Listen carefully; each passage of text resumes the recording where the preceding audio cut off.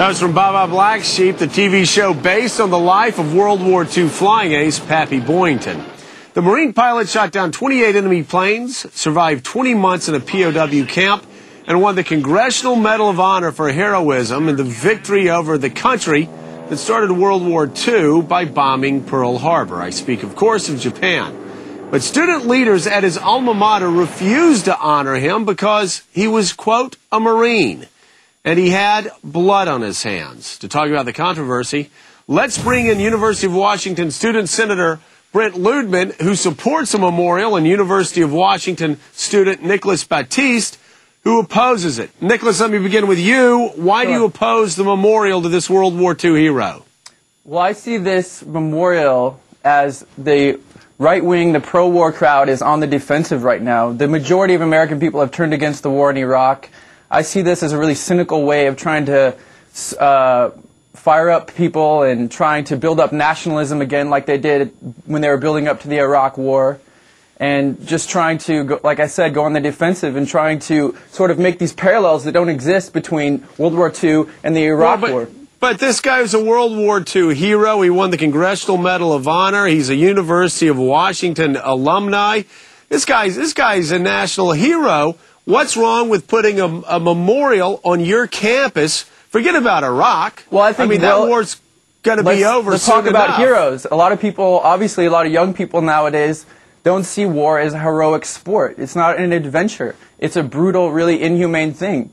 And well, they want statues of real heroes. In Iraq? How about we do this? Over in Iraq right now, you think that they think it's a sport when they're getting their legs blown off? I think no. I'm not saying that the soldiers are. I'm not saying that the soldiers think that. I'm saying people who whip up nationalism and try to whip up support for the war and try to convince people to sign up and go fight in wars like the Iraq War. They think. A lot of times these people think it is some sort of a sport, some sort of a rite of passage for people in our society. Like, I have to go fight a war because my grandfather fought a war. But my main point is this. You do agree with me, though, that World War II was an honorable adventure, right? I think that it's not that black and white. There was a lot of atrocities committed on both sides. You can't say that it was a completely justified war. You can't say that America was always in the right or that Britain was always in the right. I mean, America. Okay. Go ahead. Have you? Well, yeah. Let me show you. I want to show you a clip from World War II. This is what Boyington and other people killing enemies brought an end to in World War II. Obviously, the Holocaust. Here's shots from Auschwitz. I mean, 6 million Jews killed. I mean, we had to kill 50,000 civilians in Dresden alone to put an end to this, to stop 12, 13 million Jews from being murdered. I think that's quite a lie to say that we had to kill 50,000 civilians in Dresden to stop the war. There's no evidence to support that. There's no evidence to support the fact that we had to drop the bomb in Nagasaki or Hiroshima. What do you mean it's war? Nicholas, how about this? Can I say something? People die Can I say in something? war. Well, you are saying something. Nicholas, will you admit to me, Nicholas, that sometimes when we go to war, we have to drop bombs to end that war, and sometimes people like Pappy Boyington do kill people, do kill civilians, but it's done for a bigger reason, for a bigger cause. What cause is that? What cause are we fighting for in Iraq? Well, you know, empire. Wait a second. Let me just say something, please. I want to make a point. Hold on a second, Nicholas. I just want to make one point. You're mixing up. We're talking about World War II. You're talking about Iraq. I'm talking about what he did in World War II. Yeah, you think wars just exist in a vacuum? Wars lead to more wars and to more wars.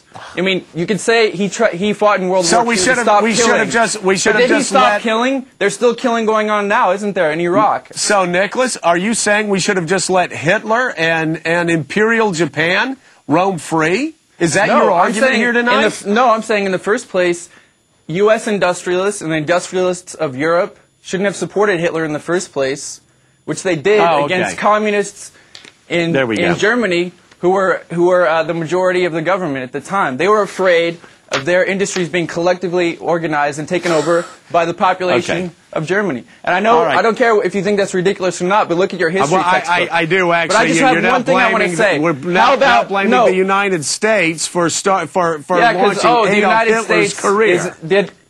Sure, Okay. and you can blame the United States in part for Saddam Hussein's career as well. All right, let me bring in Brent No, right I now. just want to Brent, say I'm one sorry. thing. I just want to say Well, one you've thing. been wanting to say one thing for 30 minutes. Go ahead. Let me say it right here. How about we put up, instead of yet another statue of a World War II hero, how about we put up a statue of a slab of flesh, no arms, no legs, no face, like the main character in Dalton Trumbo's Johnny Got His Gun. That would be an honest war memorial. That would go a much longer way towards establishing a more peaceful and democratic society than, yet again, glorifying war and warfare and bloodshed. All right, you've said what you've wanted to say. Brent, I have this line here. I cannot believe this. Do you have information regarding a monument on the University of Washington campus to communist soldiers? To the Lincoln Brigade. Abraham Lincoln Brigade. Spanish Civil War, a group of University of Washington students who volunteered to go to Spain to fight with the communists and socialists against Franco and the Nazis and the Italians.